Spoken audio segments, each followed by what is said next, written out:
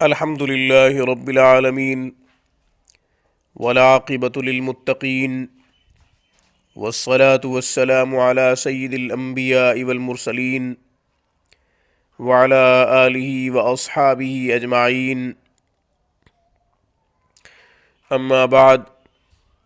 سامعین کرام، آج کے سبق میں اپنے چینل میں ہم محبت کا دوسرا قرآنی عمل، دوسرا روحانی عمل دے رہے ہیں۔ یہ بھی بڑا مجرب ہے، آزمودہ ہے۔ رشتہ داروں کے مابین رنجش ہو تو بھی یہ کیا جا سکتا ہے، ہر اس جائز رشتے کے لیے کیا جا سکتا ہے جو رنجیدہ ہو۔ محرم رشتوں کے لیے خاص کر پرتاثیر پایا گیا ہے۔ بیوی اپنے شوہر سے ناراض ہے، شوہر اپنی بیوی سے ناراض ہے، بیٹی ماں سے، ماں بیٹی سے، بھائی بہنوں سے، بہنیں بھائیوں سے ناراض ہیں۔ تو یہ روحانی عمل انہیں جوڑنے کے لیے، انہیں متفق کرنے کے لیے بڑا مجرب پایا گیا ہے۔ اسے آپ کریں، انشاءاللہ مفید ثابت ہوگا۔ آپ نے کرنا کیا ہے؟ چاند کی پہلی جمعرات،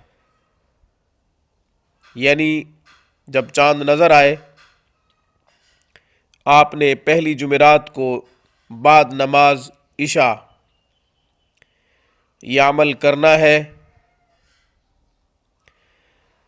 بعد نماز عشاء یہ عمل کرنا ہے۔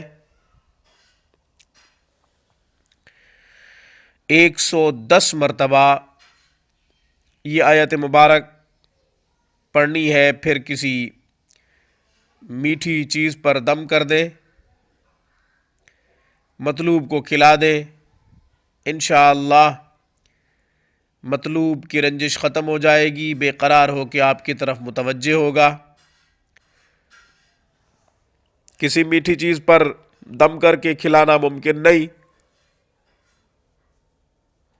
تو آپ تصور میں اسے لائیں جسے اپنی طرف متوجہ کرنا چاہتے ہوں، انشاءاللہ مطلوب آپ کی طرف متوجہ ہو جائے گا۔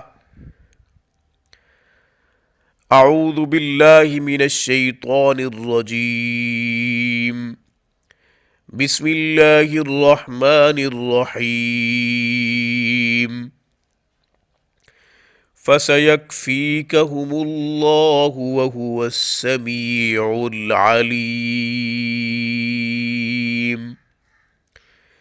فَسَيَكْفِيكَهُمُ اللَّهُ وَهُوَ السَّمِيعُ الْعَلِيمُ، فَسَيَكْفِيكَهُمُ اللَّهُ وَهُوَ السَّمِيعُ الْعَلِيمُ۔ یہ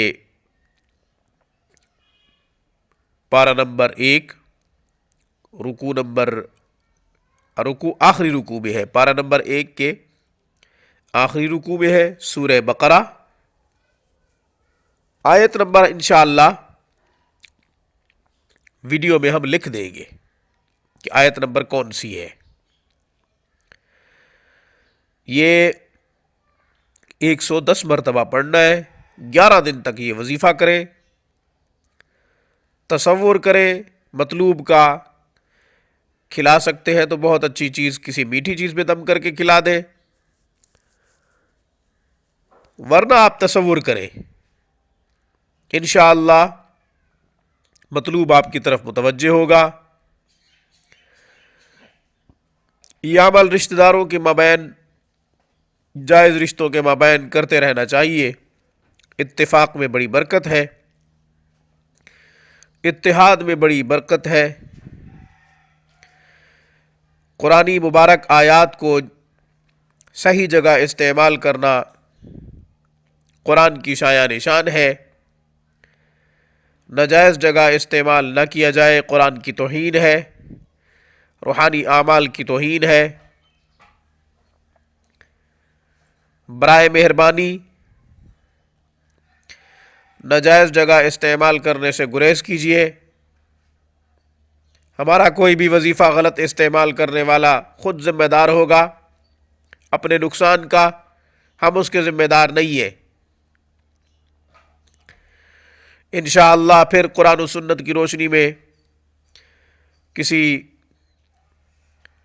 روحانی مسئلے کا حل لے کر پھر کبھی حاضر ہوں گے۔ تب تک کے لیے میری طرف سے، روحانی کلینک کی طرف سے، اقول قولی ھذا واستغفر اللہ وآخر دعوانا ان الحمد للہ رب العالمین۔